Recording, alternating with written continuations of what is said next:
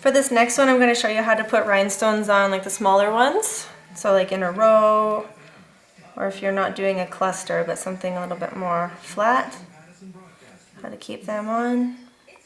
So this is just the gel, one of the gel paints. This one is called Iris.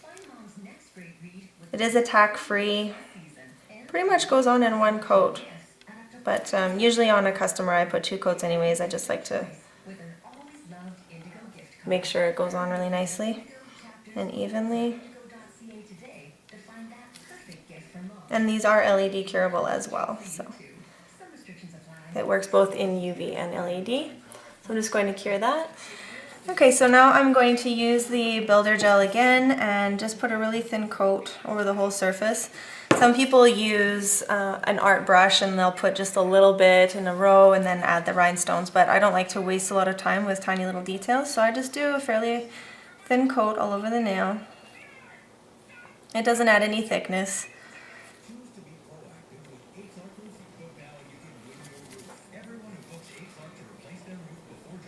If you put a lot of pressure on your brush, it should go on nice, smooth, and even. And then I'm just going to add my rhinestones.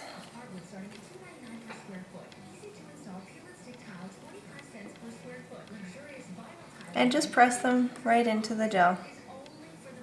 You can see already that there's a surface tension on the side of the rhinestones, just a little bit.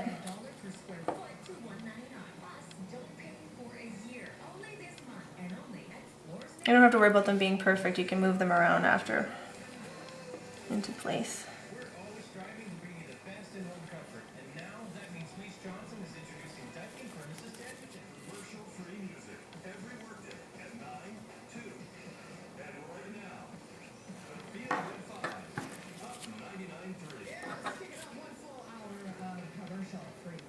A few more rhinestones.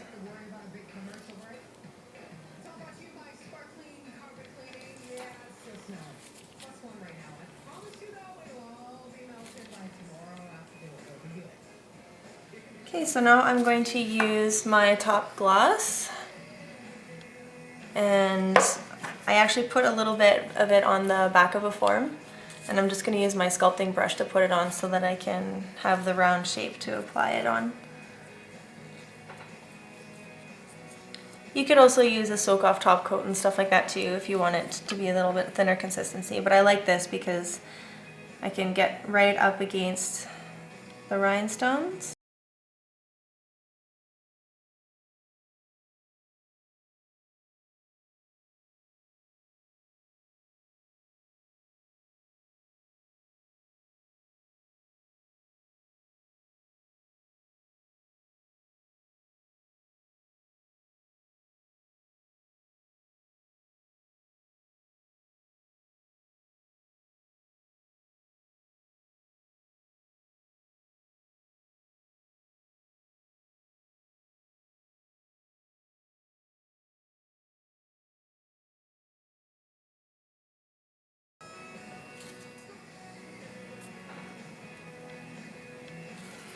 Okay, now I'm going to take my long art brush,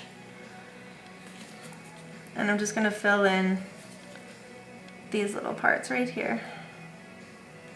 And you want the gel to butt up against the side of the rhinestones so that nothing can grab on them without going over top. And these long brushes work really, really nicely.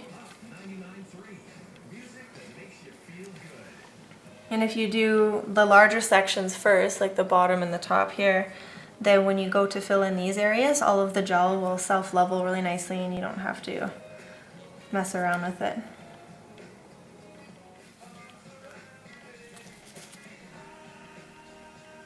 Okay, and then I'm going to cure that in the light for 2 minutes. And all of the rhinestones shouldn't have any edges sticking out on them, so you can kind of see everything's kind of smooth, and I haven't covered any of the facets, so it will stay nice and bright and shiny right till the end until she comes back for her fill. Okay, now I'm just going to wipe off the inhibition layer so that you can see the final shiny product. Really, really smooth surface. the top coat on there and none of the facets are covered. And all of the edges of the rhinestones are covered nicely so that, I'll go this way, so that nobody's hair is going to catch on it and rip them off.